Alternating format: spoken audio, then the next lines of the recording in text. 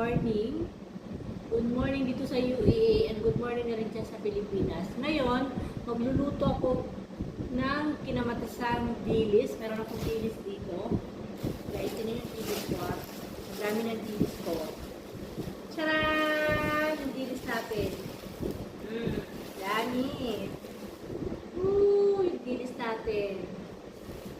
Sobrang dami ng dilis na. And then, magluluto rin ako ng gulay, yung kalabasa. Tignan nyo yung kalabasa, yung binili ng aking boss.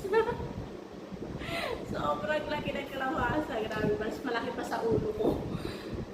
Kasi, nag-crave ako ngayon ng kalabasa. Kaya nagpabili ako ng kalabasa. Tignan nyo naman, ang laki.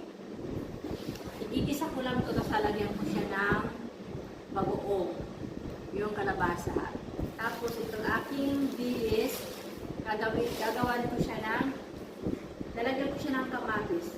Kaya ang pangalan ng lulutuin natin sa dilis ay kinamatisang dilis.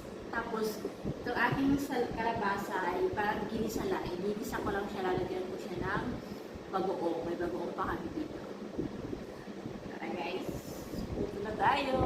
Guys, mag-prepare ako ng mga sangkap. Ihiwa tayo ng kamatis, sibuyas, at yung sili natin.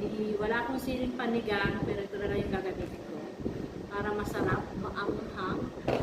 Kainin yung ating dilis mamaya na may kamatis. Kinamatisang dilis. Ang sarap din. Nakita ko lang siya sa Blue Up, kaya sabi ko lulutuin ko rin siya kasi may dilis naman ako dito. Sobrang dami ng dilis ko guys ha. Isang plastic yan. And then ang aking kalabasa napakalaki. Kaya maghihiwa muna ako ngayon ng mga sangkap. Mas masarap, mas madaming kamatis sa dilis natin. Kaya lagay ko dito yung mga sangkap.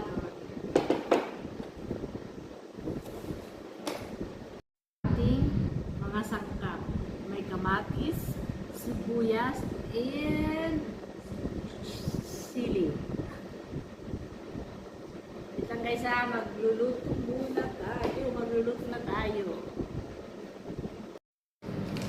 Lutuin muna natin guys yung yung dilis. Yung dilis.